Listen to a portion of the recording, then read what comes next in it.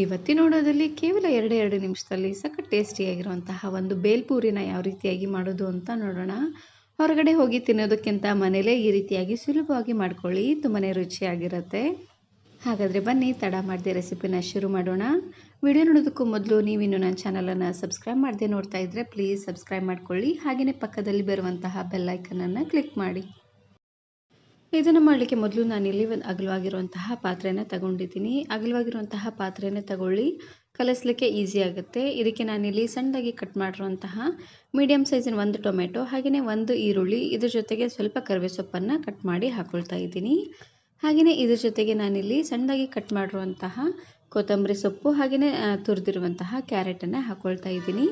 ಇವೆಲ್ಲವನ್ನು ಹಾಕ್ಕೊಂಡು ಲಾಸ್ಟಲ್ಲಿ ಇದಕ್ಕೇ ಹಸಿರು ಮೆಣಸಿನಕಾಯಿ ಚಟ್ನಿನ ಹಾಕ್ಕೊಳ್ತಾ ಇದ್ದೀನಿ. ಹಸಿರು ಮೆಣಸಿನಕಾಯಿ ಚಟ್ನಿನ ಯಾವ ರೀತಿಯಾಗಿ ಮಾಡೋದು ಅಂತ ಆಲ್ರೆಡಿ ವಿಡಿಯೋ ಶೇರ್ ಮಾಡಿದ್ದೀನಿ. ವಿಡಿಯೋ ನೋಡಿಲ್ಲ ಅಂದರೆ ಈ ವಿಡಿಯೋ ಕೊನೆಯಲ್ಲಿ ಹಾಕಿರ್ತೀನಿ, ನೋಡಿ ಚೆಕ್ ಮಾಡಿ. ಹಸಿರು ಮೆಣಸಿನಕಾಯಿ ಚಟ್ನಿನಾದರೂ ಹಾಕ್ಕೋಬೋದು, ಇಲ್ಲಾಂದರೆ ಹಸಿರು ಮೆಣಸಿನಕಾಯಿನೇ ಸಣ್ಣದಾಗಿ ಕಟ್ ಮಾಡಿ ಸಹ ಹಾಕ್ಕೊಳ್ಬೋದು. ಲಾಸ್ಟಲ್ಲಿ ರುಚಿಗೆ ತಕ್ಕಷ್ಟು ಉಪ್ಪು, ಹಾಗೆಯೇ ಅರ್ಧ ಹೋಳಾಗುವಷ್ಟು ಲಿಂಬೆಹಣ್ಣಿನ ರಸನ ಹಾಕ್ಕೊಳ್ತಾ ಇದ್ದೀನಿ. ಪೂರ್ತಿ ಅರ್ಧ ಹೋಳಾಗುವಷ್ಟು ಲಿಂಬೆಹಣ್ಣಿನ ರಸನ ಹಾಕ್ಕೊಳ್ಳಿ, ಚೆನ್ನಾಗಿರುತ್ತೆ. ಎಲ್ಲವನ್ನು ಹಾಕ್ಕೊಂಡಾದ್ಮೇಲೆ ಇದಕ್ಕೆ ನಾನಿಲ್ಲಿ ಸ್ವಲ್ಪ ಮಂಡಕ್ಕಿನ ಹಾಕ್ಕೊಳ್ತಾ ಇದ್ದೀನಿ. ಪಳ್ಳ ಮಂಡಕ್ಕಿ ಬರುತ್ತೆ ನೋಡಿ, ಅದನ್ನು ಹಾಕ್ಕೊಳ್ಳಿ, ಚೆನ್ನಾಗಿರುತ್ತೆ. ಮಂಡಕ್ಕಿನ ಹಾಕ್ಕೊಂಡು ಚೆನ್ನಾಗಿ ಇದನ್ನು ಈ ರೀತಿಯಾಗಿ ಮಿಕ್ಸ್ ಮಾಡ್ಕೊಂಡು ತಗೊಳ್ಬೇಕು.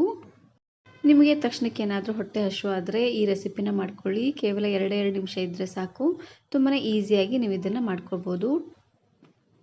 ಬೆಳಿಗ್ಗೆ ಟಿಫನ್ ಮಾಡಿದಾದ್ಮೇಲೆ 11-12 ಗಂಟೆ ಅಷ್ಟೊತ್ತಿಗೆ ಮತ್ತೆ ಹೊಟ್ಟೆ ಹಸಿವು ಆಗುತ್ತೆ. ಆ ಟೈಮಲ್ಲಿ ಈ ರೆಸಿಪಿನ ಮಾಡ್ಕೊಳ್ಳಿ.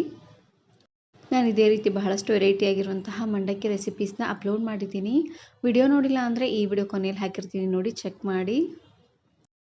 ನೋಡಿ ಚೆನ್ನಾಗಿದ್ದನ್ನು ಈ ರೀತಿಯಾಗಿ ಮಿಕ್ಸ್ ಮಾಡಿಕೊಂಡು ರುಚಿ ನೋಡಿ, ಉಪ್ಪು ಏನಾದರೂ ಕಡಿಮೆ ಅಂತ ಅನಿಸಿದ್ರೆ ಇನ್ನು ಸ್ವಲ್ಪ ಉಪ್ಪನ್ನು ಹಾಕ್ಕೊಂಡು ಚೆನ್ನಾಗಿದ್ದನ್ನು ಮಿಕ್ಸ್ ಮಾಡಿಕೊಂಡು ಪ್ಲೇಟಿಗೆ ಹಾಕ್ಕೊಂಡು ಇದ್ರ ಜೊತೆಗೆ ಸ್ವಲ್ಪ ಮಿಕ್ಸ್ಚರನ್ನು ಸರ್ವ್ ಮಾಡಿಕೊಂಡ್ರೆ ಆಯಿತು. ಸಖತ್ ಟೇಸ್ಟಿಯಾಗಿರುವಂತಹ ಬೇಲ್ಪೂರಿ ರೆಡಿಯಾಗಿ ಹೋಗ್ಬಿಡತ್ತೆ. ಹೊರಗಡೆ ಹೋಗಿ ತಿನ್ನೋದಕ್ಕಿಂತ ಈ ರೀತಿಯಾಗಿ ಮನೆಯಲ್ಲೇ ಸುಲಭವಾಗಿ ಮಾಡಿ.